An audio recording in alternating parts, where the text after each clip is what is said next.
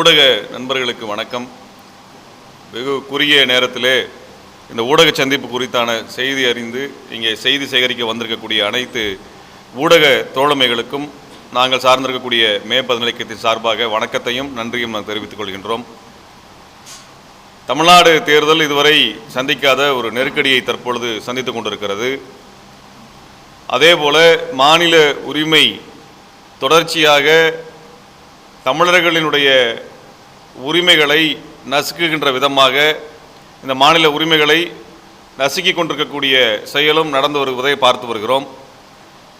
இந்த நடந்து முடிந்த சட்டமன்ற தேர்தலில் மும்முனை போட்டியாக நடந்து 3 கட்சிக்கும் பெரும்பான்மை இல்லாத நிலையிலே ஆளுநராக இருக்கக்கூடியவர் தமிழ்நாட்டிலே அடுத்த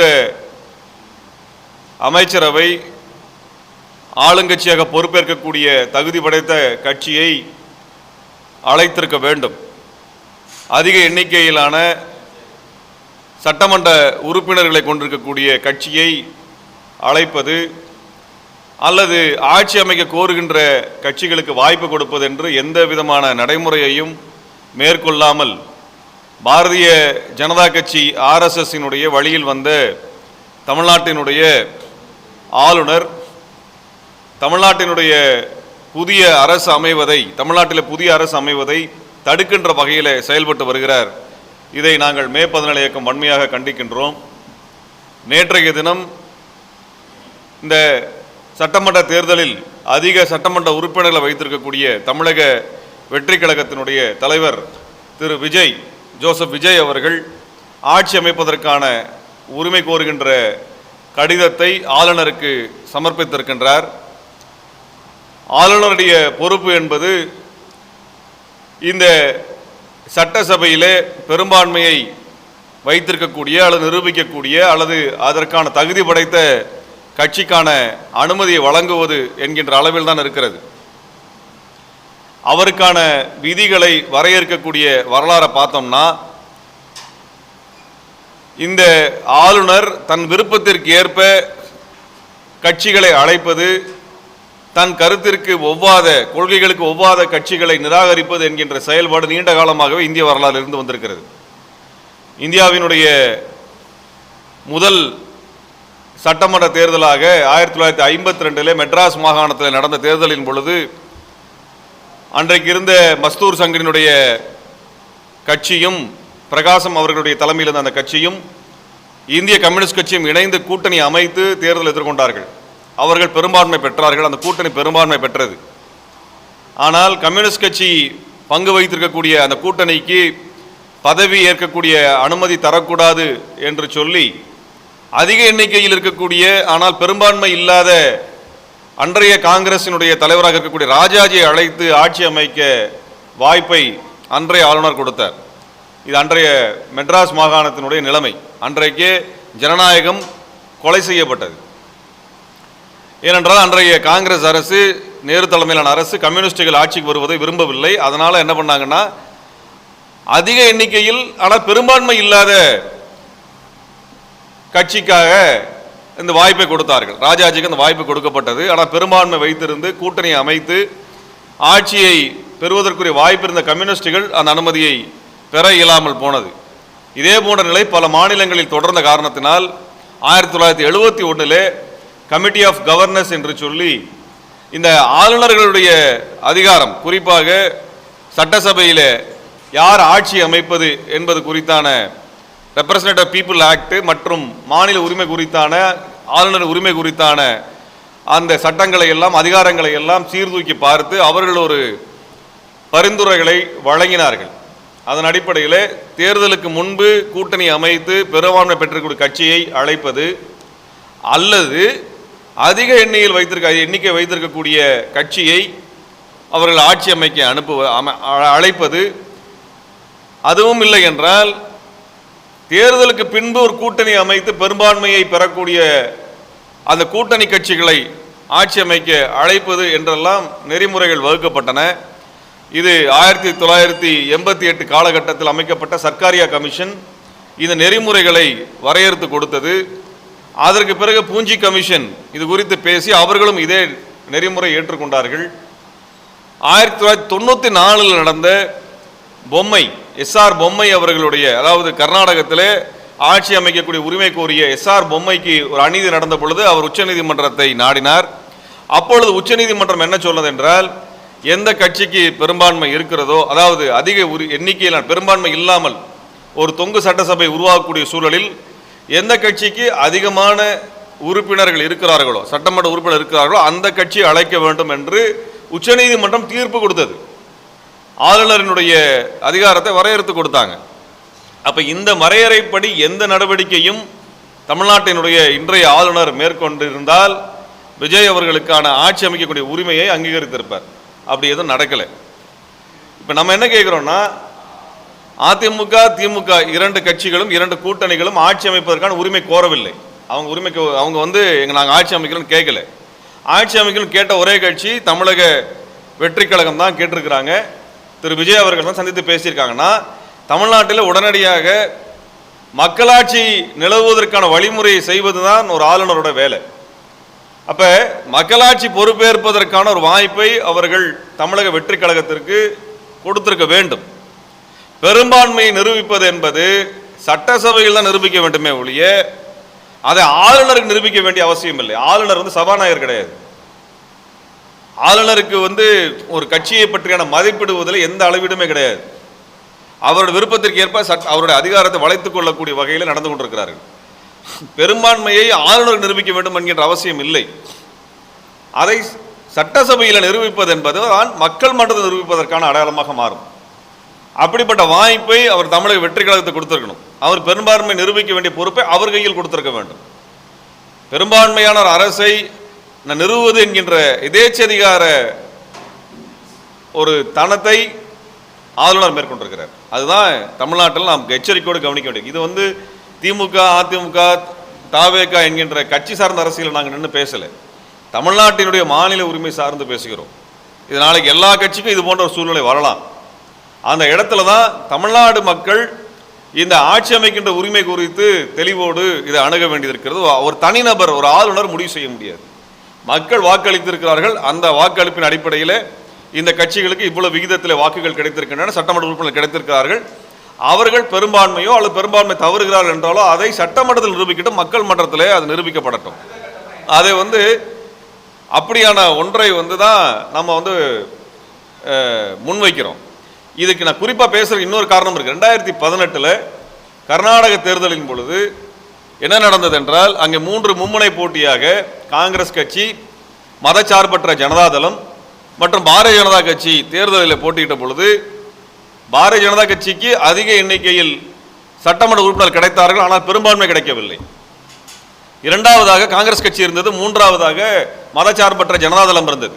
அந்த இடத்துல காங்கிரஸ் கட்சி மதச்சார்பற்ற ஜனதாதளத்துக்கு ஆதரவு தெரிவிப்பதாக அறிவித்து ஒரு பெரும்பான்மை கணக்கை முன்னிறுத்தினார்கள்.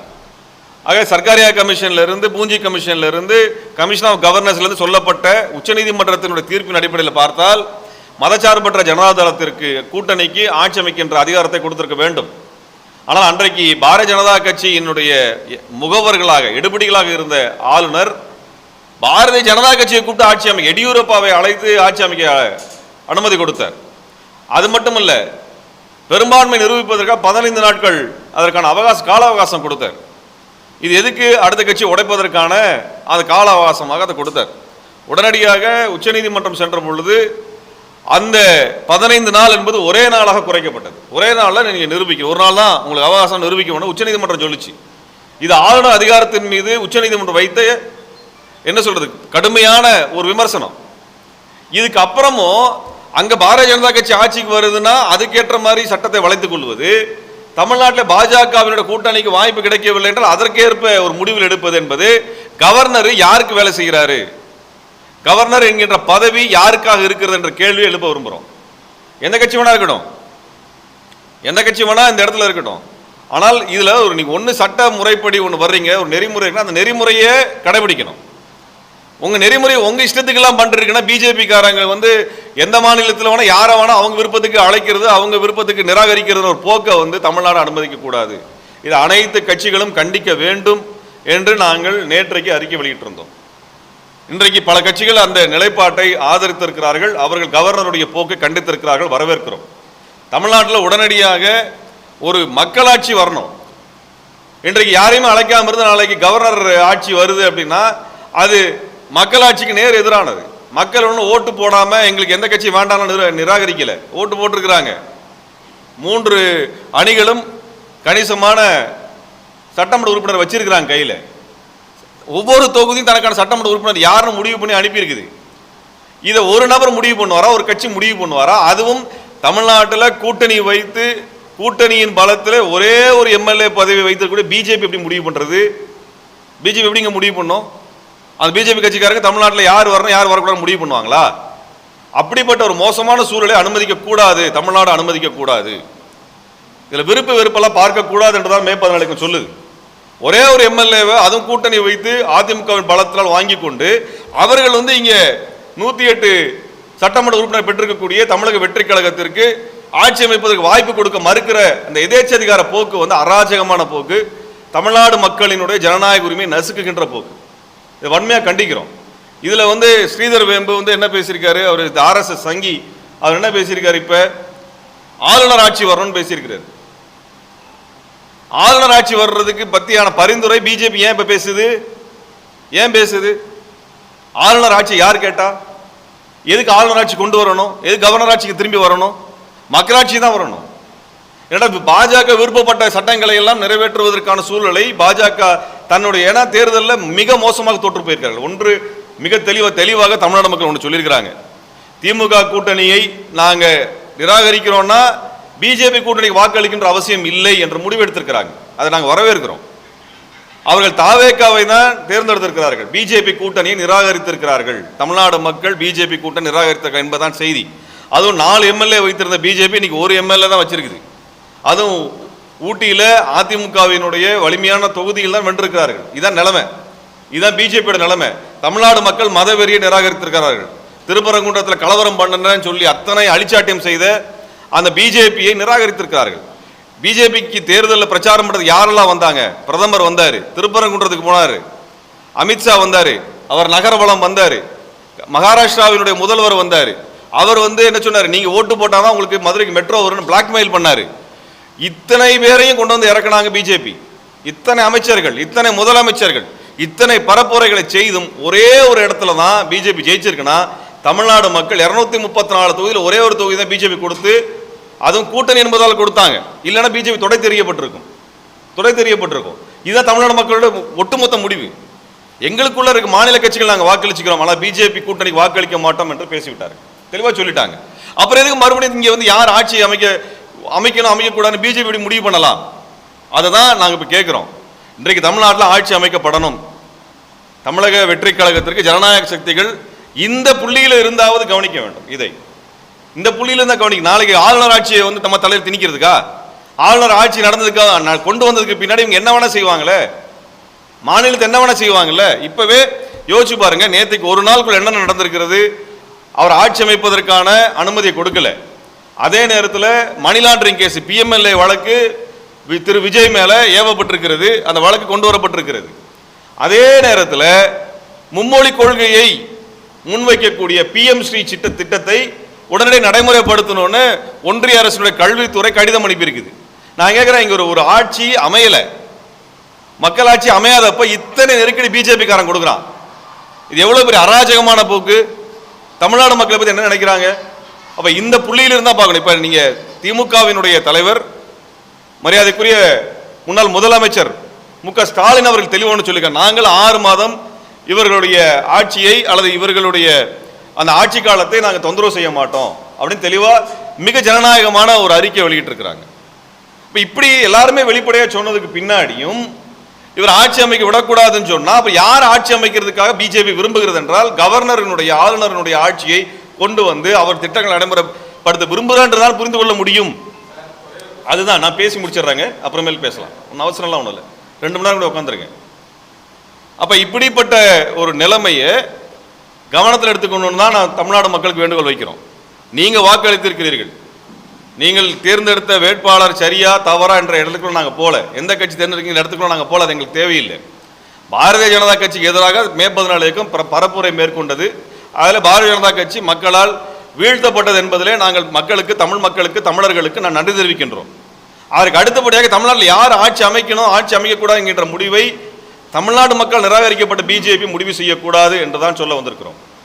அதில் ஆளுநர் பிஜேபி சாதகமாக அவங்களுக்கு ஏற்பதை போன்ற ஒரு ஏற்புடைய ஒரு நிலையை எடுப்பதை நாங்கள் வன்மையாக கண்டிக்கிறோம். தமிழக வெற்றி கழகத்திற்கு பெரும்பான்மையான அதிகப்படியான எம்எல்ஏக்கள் இருக்கிறாங்கன்னா அவங்க ஆட்சி அமைப்பதற்கான வாய்ப்பை கொடுங்க. அவங்க தங்களுடைய பெரும்பான்மை சட்டசபையில் நிரூபிக்கட்டும், அவங்க நிரூபிக்கட்டும். அது ஆளுநர் வேலை இல்லை, பிஜேபியோட வேலை இல்லை, RS சங் பரிவாரோட வேலை அல்ல. இந்த போக்கை அனுமதிக்க கூடாது. இந்த போக்கு முடிவுக்கு வருவதற்கு தமிழ்நாட்டினுடைய ஜனநாயக சக்திகள் ஒன்றுபட்டு குரல் கொடுக்க வேண்டும் என்று நாங்கள் விரும்புகிறோம். அப்படிப்பட்ட ஒரு நிலைமை வரணும். தமிழ்நாடை பாதுகாப்பது என்பது இந்த பிஜேபியின் தொடர் தாக்குதலில் இருந்து நம்மை பாதுகாத்துக் கொள்வதற்கான அனைத்து கட்டங்களிலும் ஒன்றுபட்டு நிற்க வேண்டும் என்பதுதான் எங்களது குரலாகவும் எங்களது கோரிக்கையாகவும் சமயத்தில் இருக்கிறது என்பதை நாங்கள் தெளிவுபடுத்த விரும்புகிறோம்.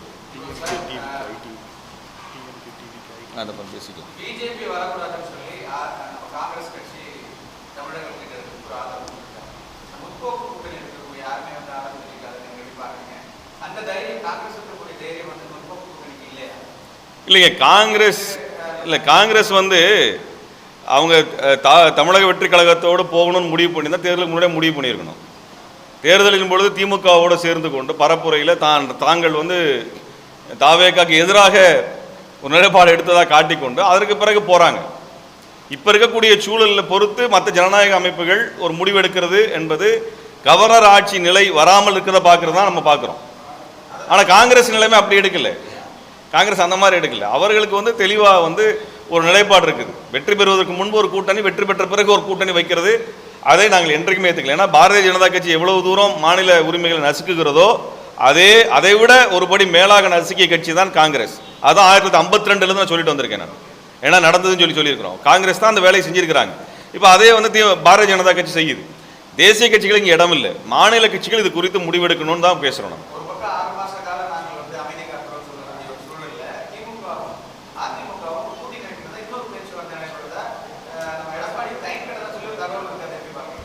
இப்போ அதிமுக திமுக ரெண்டு பேரும் பேசினதாக ரெண்டு கட்சிகளும் அதிகாரப்பூர்வம் அறிவிக்கல. அதுதாங்க, நம்ம ஊடகங்கள் எந்த லட்சணத்தில் இருக்குது தேசிய அளவில்ன்றதை நம்ம பார்த்துட்டோம். பிஜேபியோட ஊடகங்கள் என்ன அளவில் இருக்குன்னு நம்ம பார்த்துட்டோம். அதனால் இந்திய அளவிலான ஊடகங்களை நாங்கள் ரெஃபரன்ஸாக எடுக்கல. தமிழ்நாட்டு ஊடகங்களில் பேசலாம். ஆனால் இந்த விஷயம் இதுவரைக்கும் ரெண்டு கட்சிகளும் அந்த நிலைப்பாடை வெளிப்படையாக சொல்லலை.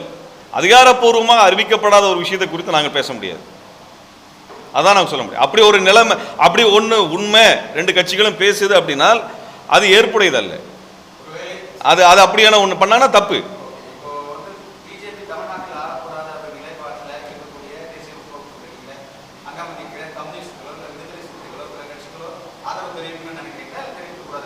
இல்லை, அது அந்த கட்சிகளினுடைய ஜனநாயக முறையில் அந்த கட்சி தான் முடிவெடுக்கணும்.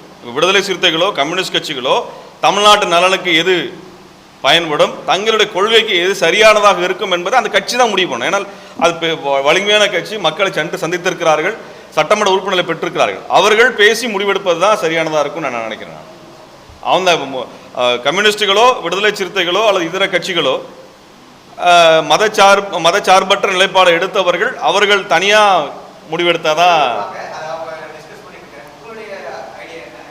நாங்கள் யார் ஆட்சி அமைக்கணும் நாங்கள் சொன்னோம்னா நம்ம சரியா இருக்காது. அந்த மாதிரி இடத்துக்குள்ள நாங்கள் போக முடியாது. நாங்கள் என்ன சொல்லணும், ஆளுநர் ஆட்சி அப்படின்னு ஒன்று வருதுனால் அதை நாங்கள் நிராகரிக்கிறோம்.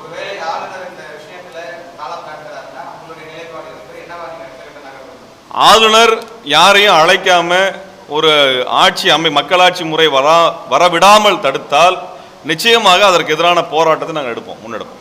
ஆளுநருக்கு எதிரான போராட்டத்தை நாங்கள் நிச்சயமாக எடுப்போம். அது கட்சி சார்ந்த அல்ல, தமிழ்நாட்டின் உரிமை சார்ந்து நிச்சயமாக எடுப்போம். ஜனநாயக அமைப்புகளும் அது போன்ற இடத்துக்கு வருவாங்கன்னு நான் நம்புகிறோம். நாங்கள் நன்றி.